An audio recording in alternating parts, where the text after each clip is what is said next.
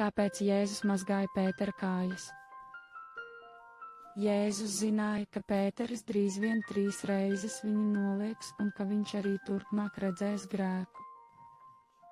Jēzus zināja visu savu mācekļu vājības un negribēja, lai viņu grēki nostātos starp viņu un mācekļiem.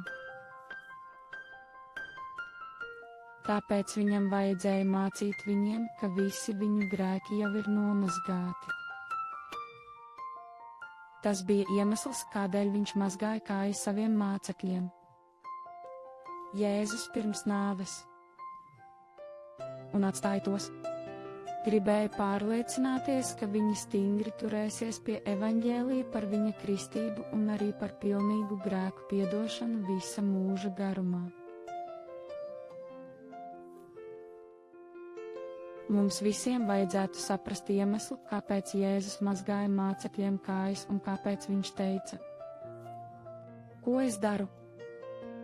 Jūs tagad nesaprotat, bet jūs to izdarīsiet pēc tam. Tikai tad mēs varam ticēt evaņģēlijam par to, ka esam piedzimuši no jauna un paši piedzimt no jauna.